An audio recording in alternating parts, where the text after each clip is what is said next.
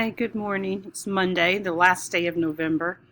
Today for English, we are going to open up our literature books again, and we're going to look over the story, The Banana Tree, that we'll be reading tomorrow. The main thing we're going to do is we're going to go over the vocabulary.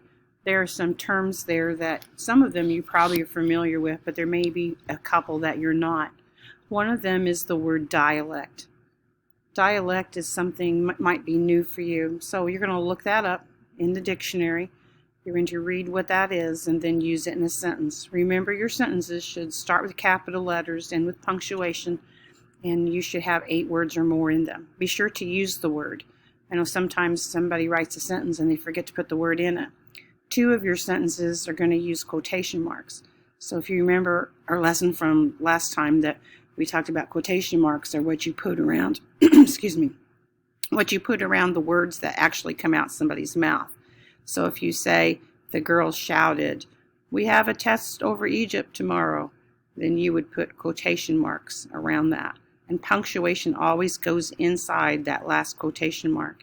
There's a Google form for this, so you won't do this. You'll just open up your Google form and you'll type right in it, and then you'll submit it. And then you need to go to Google Classroom and make sure it's submitted on there, make sure it's turned in on there. The Banana Tree is written by James Barrie. It's another story about a disaster. This one is not so much informative as it is a narrative. It's going to tell a story. They use a lot of personification in there. That's one of your words too. If you remember, personification gives you a clue what it means because it has the word person in it. So after you look that up in the definition, you'll know more. We won't read the story today. We're just going to spend our time really going into the vocabulary. There's 3 words they always go back to and repeat that they really want you to know by the end of this. One is significant, one is impact, and one is injure. And so impact, remember, if you have an impact on something, then you're going to change it in some way. Injure just means to harm yourself or to do some damage. Significance, one of your words, so I'll let you look up that one. I think for social studies in class, we're going to do a Quizlet for practice. So you can get on there and study, or you can just look at the study guide and just kind of read over it. Maybe get someone in your family to quiz you on that. The online test for those remote might be a little bit easier than what they're doing in class. You won't do. There's another part we're going to do in class, but if you're remote and you haven't done a folder, then you won't have to answer those questions. That'll be for just folder only. And I think that's about it. Tomorrow will be the first day of December, so we're moving along. Not too much left of this quarter.